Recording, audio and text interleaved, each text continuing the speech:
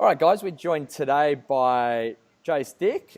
Jase, tell us a little Hey, bit Dan. about yourself. Give us a little bit of a background, I guess, as an athlete and also as a coach. Sure, man. Thank you very much, first and foremost.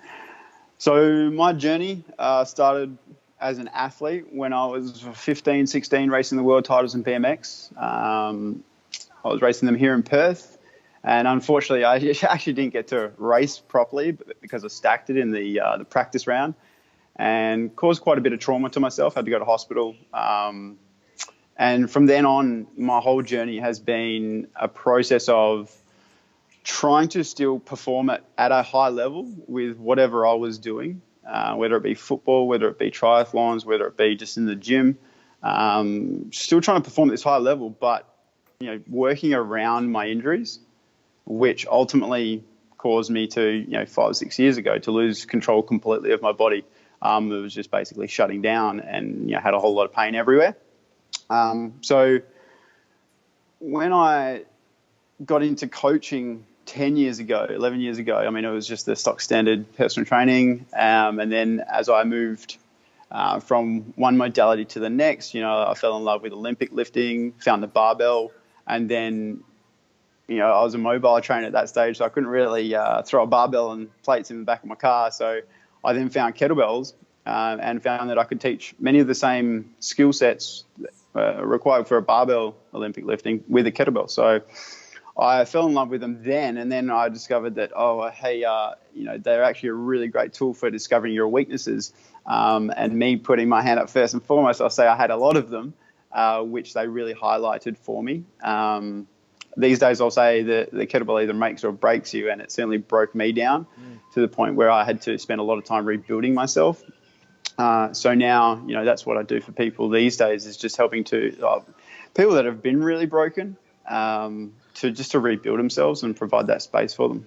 Yeah, excellent, perfect. So obviously there is a component of CrossFit that involves kettlebell stuff. How do you see that integration at the moment? How do you think the kettlebell work integrates into a CrossFit training program? From my understanding of what most CrossFit athletes have experienced with kettlebells is quite limited in terms of, hey, here's a kettlebell. Usually it's 24 kilos, the standard. Swing this over your head as many times as possible. There's a lot that goes into it behind the scenes to really understand how you're performing that, how you're initiating those movements as with every exercise and Olympic lifting and all that. It's not necessarily how many reps you do, it's how well you do them. So in what I see a lot of in CrossFit is just people just demolishing themselves, with kettlebells, with barbells, through inefficient movement patterns. And it can be quite dangerous, obviously, especially with kettlebells. As I said before, they'll either make or break you. So there is a huge space between what I think CrossFit athletes have experienced with kettlebells to what they should know when they're using a kettlebell in order to be, well, number one, efficient, but then on the back end to be safe as well, because at the end of a WOD or end of a weekend of WODs and you come up against a kettlebell, that it's not just going to punish you lightly, it's going to hurt, so there's a big space there between just doing your stock standard swings and actually understanding what are the mechanics going into that swing to perform it the most powerfully, the most efficiently possible to get you through the WOD or get you through the weekend, at whatever capacity you want. It's something we see in all areas of this sport or this style of training is the top level athletes, they're not necessarily stronger. They just move with a lot more efficiency. And from what I hear you saying, it's a big thing that's getting left behind even more perhaps in kettlebells than in some other areas. So what do you think is the biggest area that a CrossFit athlete would neglect when it comes to kettlebells? What's the biggest thing that they're leaving on the table there? Well, it is that efficiency in their movement. I'm not sure of how much you've looked into the sport of kettlebell lifting before. So for those who don't know, there's actually a sport of kettlebell lifting, which traditionally it's a 10-minute set of standing on a platform, kind of like when you're standing on the Olympic lifting platform, except you don't do one lift, you do X amount of lifts, as many as you can in a 10-minute set, right? So, and for some of these guys, they're lifting 232s, right? 232 kilo kettlebells for 10 minutes non-stop from shoulder to overhead. Now, that 64 kilos performed 100 plus reps, right? That's over 6 ton of work capacity done in 10 minutes. That is a very efficient, a very powerful, a very strong athlete, which has zero to no, or very little to no break or recovery period, unlike any other sport in the world where you actually have a period of recovery, whether it be like either, in rowing, there's still the recovery period of coming forward to then pull your stroke again. You don't have that in the sport of kettlebell lifting. So just understanding how to perform, how to get your system to perform at that level for that period of time without breaking down, without stopping. It's just a different level of athleticism to what most people have experienced. I mean, they're crazy Russians that started it all. And that's where we play AFL football like the Russians play kettlebells. Yeah. So from a young age, right? So for us to be taking these specialist tools and trying to apply them at the same level they do, you're asking for injuries, you're asking for issues, you're asking for problems. If you do not respect the principles that follow as well. So, and that's another thing we see in the fitness industry, within CrossFit, is just there's so many different ways, so many different tools being taught, and not a lot of them being taught really well at a high level of specialization that, these people have taken years, decades to develop the skill set to perform at that high level. And now here we are trying to teach, rookie athletes how to perform at the same level without the underlying foundation. So, I would say, back to your question, movement efficiency, how you are moving the bell or an oblong object around you as you move around the object. Yeah, perfect. And it's, again, I hear you saying it's coming back to basics and doing those basics well. How do you think a CrossFit athlete would be able to benefit from working on these basics, from working on these things that maybe they're neglecting at the moment? How is that going to carry over, not just obviously into their kettlebell work, but to other areas of this style of training? How are they going to benefit from adding more kettlebell stuff in? So the kettlebells can teach you how to be more efficient, which means you can do less for longer, right? But you can also if you do less better, it means you're going to be better across the board, right? So I'll use the kettlebell swing as an example. You could do, let's say you do 100 kilo deadlifts. You're going to be fried from that, right? Versus if you do 132 kilo swings, you're going to be less physiologically fried from that, but your neurological system is going to adapt in a more positive way to give you a better output, more positive adaptation after you've done that session, versus being fried from doing 100 deadlifts. Just your physiological system is also going to be fried, and your neurological. So why the kettlebell swing is such a powerful exercise is because it stimulates, well, first and foremost, you have to be neurologically switched on with what you're doing. So it happens so fast that you don't have time to think about every little thing. It's just like the Olympic lifts. You don't have time to think about every single little part happening at the one time. You've got to drill it. So it becomes a subconscious movement, and then you can start to add load to it. But along that journey of developing the subconscious patterns that are required, you become stronger across the board as a whole being. Your whole system sort of falls into line, if you will. So in terms of actually incorporating this from a practical point of view, so something that people can take away and how they practically apply this into their training, because obviously a lot of CrossFitters have that sort of idea or mentality that more is better.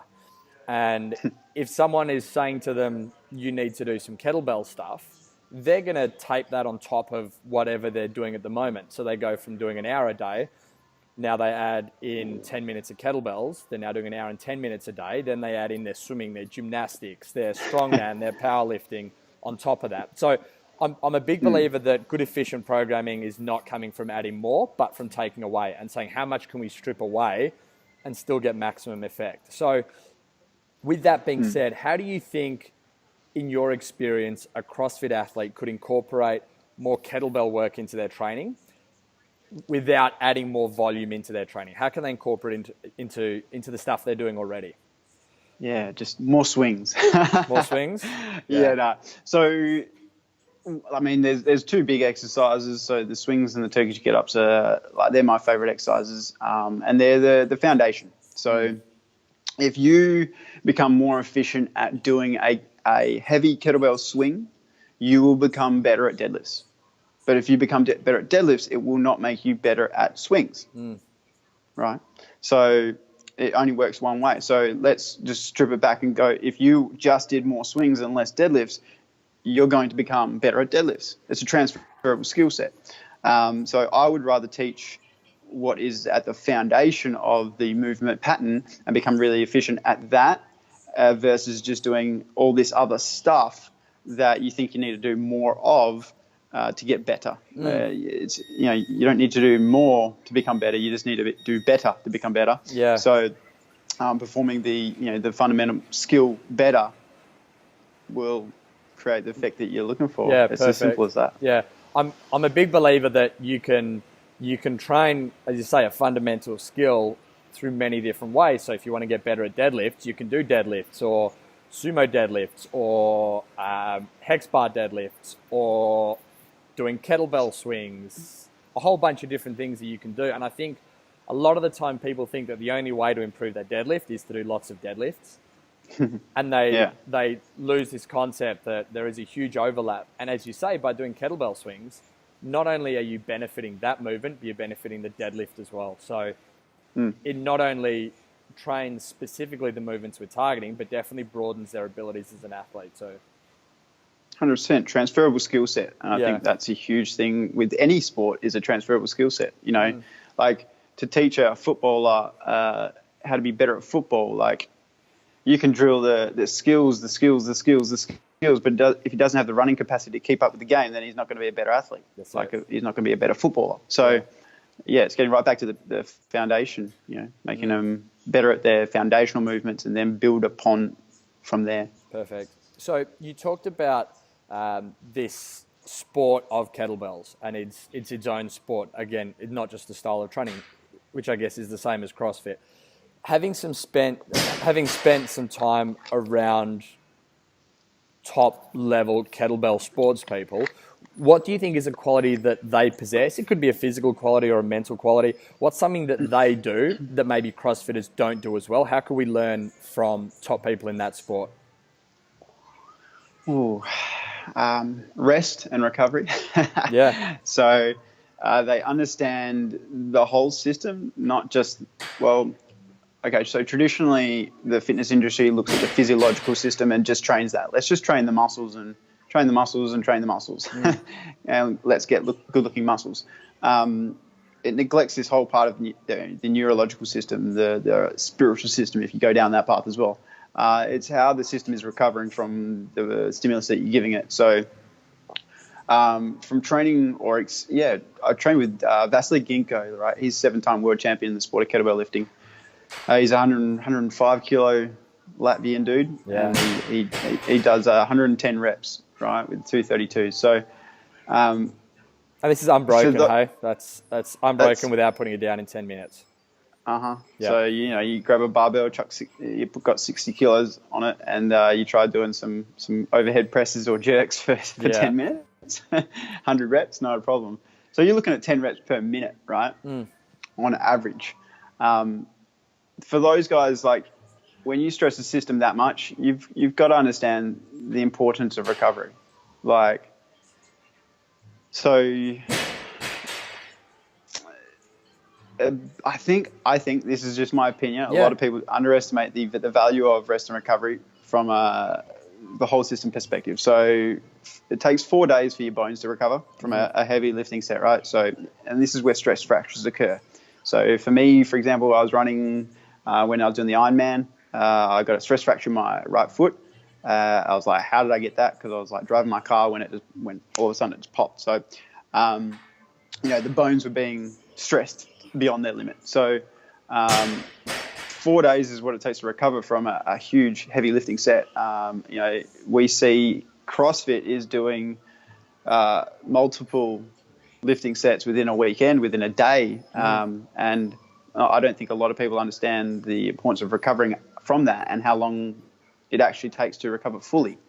I experienced this when I did the Ironman. It took me a month to recover, right? A month to recover fully.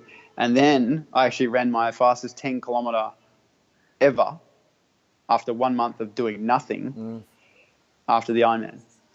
So to get more out of the system, we don't need to do more with the system. You just need to do less better. Yeah, right? yeah, and give it time to recover. Time to recover. It's the biggest thing. Other than that, like Vasily was very big on doing something every day. He would combine your strength, or not combine, but split your strength with your power days. So, and then also strength with your lower body versus strength with the upper body days as well. So you might be training 5 days a week, but it'd always be something in a way that's providing a positive stimulus to the neurological system before the physiological system. So you're not just fatiguing your physiological system continually, as well as neurological, because it takes 48 hours for your neurological system to recover. So if you're not at least resting in some capacity, you can't just be operating at maximal capacity all the time, as you know. So it's planning in those light training days, those light training loads. It might be whether it's time, whether it's load, whether it's whatever it might be that you're using to determine that. It's making sure you get those in within your week, within your month, within your training cycle, whatever that might be.